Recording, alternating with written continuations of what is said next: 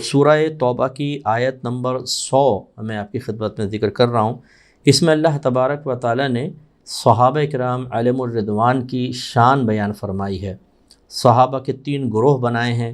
ایک تو وہ کہ جو اولاً ایمان لائے اور انہوں نے مکے سے ہجرت کر کے مدینے آنے کا شرف حاصل کیا۔ انہی میں اولون سابقون میں وہ تھے کہ جو مدینے سے ہجرت سے ہی قبل سرکار کے پاس گئے اور ایمان لے کر آئے اور بعد میں سرکار کو آفر کی۔ اور تیسرا گروہ وہ تھا کہ جو فتح مکہ کے بعد خاص طور پر ایمان لے کر آئے۔ بہرحال جس نے حالت زندگی میں ظاہری آنکھوں سے نبی کریم صلی اللہ علیہ وسلم کی زیارت کی ہو ایمان کی حالت میں، یعنی ظاہری زندگی چشمان ظاہری سے زیارت کی اور ایمان کی حالت میں کی، اور پھر اس شخص کا ایمان کی حالت میں ہی انتقال ہوا، وہ صحابی ہوتے ہیں۔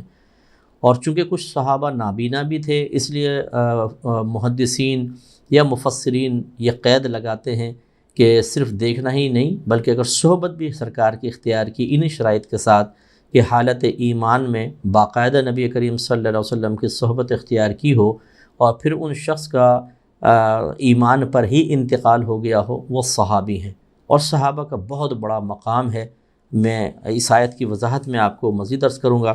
اللہ تعالیٰ ارشاد فرماتا ہے کہ والسابقون الاولون من المہاجرین والانصار، اور سبقت لے جانے والے پہلے، یعنی ایمان لانے میں سبقت، دوسروں سے سبقت لے گئے اور پہلے والے مہاجرین میں سے اور انصار میں سے، والذین اتبعوہم بإحسان، اور وہ جو ان کے پیچھے ہوئے، ان کے پیروکار ہوئے اخلاص کے ساتھ، رضی اللہ عنہم ورضوا عنہ، اللہ تعالیٰ ان سے راضی ہوا اور وہ اللہ سے راضی ہوئے۔ وأعد لهم جنات تجری، اور اللہ تعالیٰ نے تیار کی ہیں ان کے لیے ایسے باغات کہ جاری ہوتے ہیں تحتها الانہار، ان کے نیچے سے نہریں، خالدین فیہا ابدا، وہ اس میں ہمیشہ ہمیشہ رہیں گے۔ ذالک الفوز العظیم، یہ کیا ہی بڑی کامیابی ہے، عظیم کامیابی ہے۔ تو اچھی طرح یاد رکھیں کہ اس آیت کے تناظر میں یہ متفق علیہ مسئلہ ہے کہ جن کی صحابیت ثابت ہو گئی وہ قطعی جنتی ہیں، کیونکہ کسی کا اس میں اختلاف نہیں کہ یہ آیت کریمہ صحابہ کرام علیہم الرضوان کے بارے میں نازل ہوئی اور اللہ تعالیٰ نے ان سے اپنی رضا کا اعلان فرما دیا کہ اللہ ان سے راضی، وہ اللہ سے راضی، اور ان کے لیے جنت کی بشارت بھی دے دی گئی ہے۔ اسی لیے ہمارا عقیدہ ہے کہ ہر صحابی قطعی طور پہ جنتی ہے۔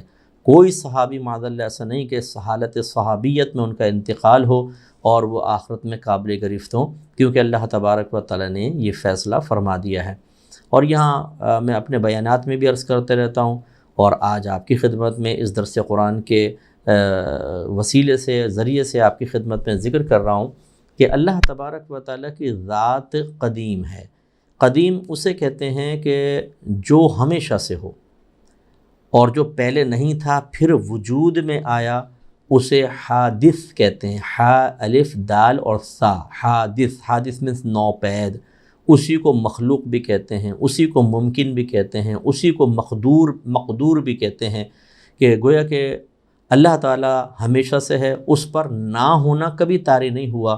باقی تمام جو مخلوق ہے اللہ کا ما سوا، جس کو عالم کہا جاتا ہے، وہ حادث ہے، وہ مقدور ہے، وہ مخلوق ہے، وہ نوپید ہے۔ اور جس طرح اللہ تعالیٰ کی ذات قدیم ہے، ایسے اس کی صفات بھی قدیم ہیں۔ اس کا علم بھی ہمیشہ ذات کے ساتھ قائم، اس کا کلام ہمیشہ ذات کے ساتھ قائم، اللہ تعالیٰ کے ارادے ہمیشہ ذات کے ساتھ قائم، اور بھی صفات ذاتی ہیں، لیکن یہ 3 میں اس لیے ذکر کر رہا ہوں کہ آیت کے تناظر میں آپ وضاحت کو سمجھ سکیں۔ اب اللہ تعالیٰ ہمیشہ سے ہے، اس کا علم بھی ہمیشہ سے ہے، اس کا مطلب ہے وہ جانتا ہے کہ کیا کچھ ہونے والا ہے۔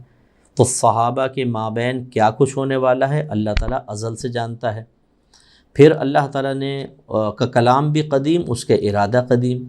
تو ارادہ اس آیت کی روشنی میں پتہ چلتا ہے کہ ازل سے اللہ کا ارادہ یہ تھا کہ صحابہ کرام سے راضی ہو جائے گا۔ وہ صحابہ چاہے مہاجرین ہیں، وہ انصار ہیں، چاہے وہ جو فتح مکہ کے بعد ایمان لے کر آئے، سب سے اللہ نے اپنی رضا کا اعلان فرما دیا۔ حالانکہ اس وقت صحابہ کرام پیدا بھی نہیں ہوئے ہیں، بلکہ عالم ارواح میں بھی نہیں آئے، کیونکہ ارواح، روحیں جو ہیں یہ بھی مخلوق ہیں۔ اللہ تعالیٰ تو ازل سے ہے، جب کچھ بھی نہیں تھا اللہ تعالیٰ تھا۔ اس کا مطلب ہے کہ ازل سے ہی اللہ تعالیٰ کا ارادہ تھا کہ صحابہ کرام کے مابین کچھ بھی ہو وہ ان کی بخشش و مغفرت فرمائے گا، انہیں جنتی بنائے گا۔ اللہ کا علم میں ہے کہ وہ کیا کیا کریں گے، اس کے باوجود اللہ تعالیٰ نے کلام یہ فرمایا جو قدیم ہے اللہ کا، اور یہ ارادہ فرمایا اور یہی کلام فرمایا کہ اللہ ان سے راضی، وہ اللہ سے راضی۔ اس لیے میں تمام اپنے دیکھنے والوں سے گزارش کرتا ہوں کہ صحابہ کرام علیہم الرضوان کی شان میں ذرہ برابر گستاخی مت کیجیے گا۔ یہ وہ گروہ ہے جس سے اللہ نے ازل سے ہی رضا کا اعلان فرمایا، اور وہ قطعی جنتی ہیں۔ صحابہ کے مابین اگر آپ کسی حوالے سے سنیں کہ کچھ معاملات ہوئے بھی ہیں، میں آپ سے سوال کرتا ہوں کہ کیا اللہ تبارک و تعالیٰ کو ازل سے معلوم نہ تھا کہ کیا کچھ ہونے والا ہے؟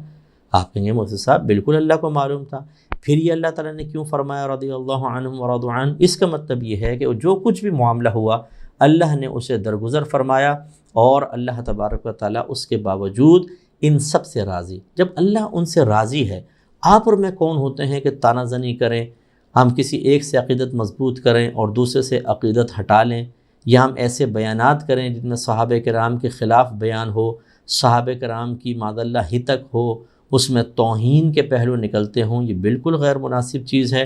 میں تمام جو ہم سے عقیدت محبت رکھتے ہیں، ہماری بات کو کچھ اہمیت دیتے ہیں، کسی ایسے شخص کا بیان نہ سنیے جو صحابہ کرام پہ تنقید کر رہا ہو، صحابہ کی تنقیص کر رہا ہو، توہین کر رہا ہو، معاذ اللہ برا بھلا کہہ رہا ہو، اس سے آپ بہت دور رہیں۔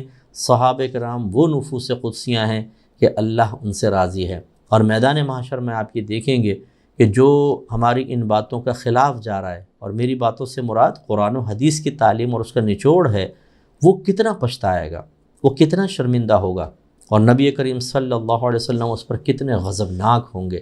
اس لیے یہ جڑ ہوشیاریاں نہ کریں۔ بہت سارے واقعات ایسے ہوتے ہیں کہ جو ہمیں مختلف حوالوں سے ہم تک پہنچتے ہیں، بعض مستند ذرائع ہوتے ہیں، بعض غیر مستند ہوتے ہیں۔ اگر مستند ذرائع بھی آپ سامنے رکھ لیں تب بھی اللہ تعالیٰ نے قرآن کے ذریعے ہم تک یہ پیغام پہنچا دیا، اللہ ان سے راضی ہو گیا، وہ اللہ سے راضی ہیں۔ تو ایسا ہرگز نہ کریں کہ آپ خدا نخواستہ اللہ تو ان سے رضا کا اعلان کرے اور ہم کہیں ہم ناراض ہیں۔ تو کسی ایک صحابی یا اہل بیت اطہار کو بنیاد بنا کر ہمیں یہ اجازت نہیں ہے کہ اللہ تعالیٰ نے جن سے رضا کا اعلان فرمایا ان میں سے کسی کے ساتھ بھی بدظن ہوں، ان کو گالیاں بکیں، معاذ اللہ ان کے اوپر لعنت کریں، معاذ اللہ ان کو جہنمی قرار دیں۔ یہ بالکل مناسب نہیں ہے، اس سے اجتناب کرنا واجب ہے۔